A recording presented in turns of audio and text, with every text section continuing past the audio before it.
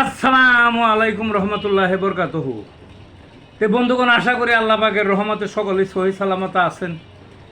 তে কবি Gazi এক্কাশালী YouTube channel 017140885009 এর পক্ষ থেকে আপনাদের সকলের প্রতি রইল একান্ত আন্তরিক শুভেচ্ছা ও ভালোবাসা।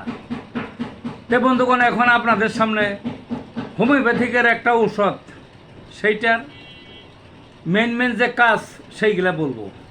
অর্থাৎ ওই সমস্ত অসুখ হলে এই ওষুধটা খাইবেন, কাজ হবে।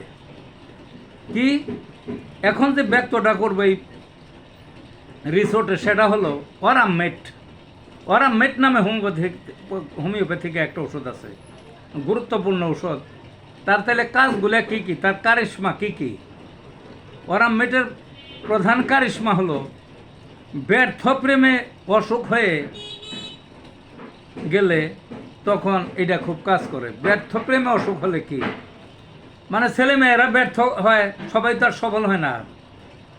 ছেলেমেয়েরা যে প্রেম করে, এই প্রেমে তার সবাই সফল হয় না, কোনো কোনো ক্ষেত্রে ব্যর্থ হয়। ব্যর্থ হইলে দূর চিন্তা করতে করতে হুকে টুকে যায়, শরীর অসুখ হয়ে যায়। তখন এই অরামমেট ওষুধটা 200 পাওয়ারের খাইতে হয়, কিছুদিন খাইলে সুস্থ হয়ে যায় সে। তারপরে কি, নাকে ক্ষত হয় মানুষের, মানে নাকে ঘা হয়, ঘ্রাণ শক্তি এতে থাকে না, তখন এই ওষুধটা খাওয়াইতে হয়। অন্ডকোষের অপুষ্টি, অন্ডকোষ ছোট হওয়া, বিশেষ করে দেখবেন ছোট ছোট শিশুদের অনেকেরই অন্ডকোষ ছোট্ট থাকে, একটা একেরই ছোট খুঁজে পাওয়া যায় না, উপরে উঠে থাকে।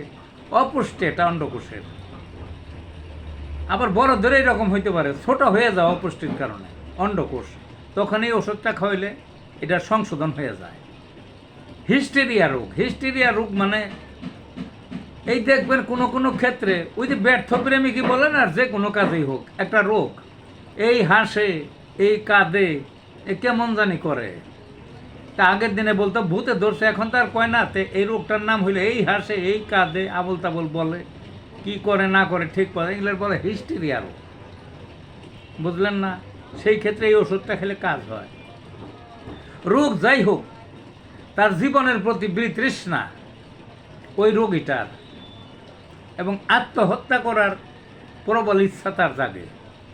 এই সমস্ত লক্ষণ যদি কোনো রোগের মধ্যে থাকে, বা কোনো রোগের থাকে, বা কোনো মানুষের যদি এই সমস্ত রোগ হয়, তাহলে কী করে খাইবেন? অরামমেট 200 পাওয়ারের, সকালে 1 ডোজ, বিকালে 1 ডোজ। আর যদি একের শিশু হয় 30 পাওয়ারের অরামমেট, সকালে 1 ডোজ, বিকালে 1 ডোজ, কিছুদিন খাওয়াবেন, দেখবেন যে রোগ ভালো হয়ে গেছে। ভালো থাকবে।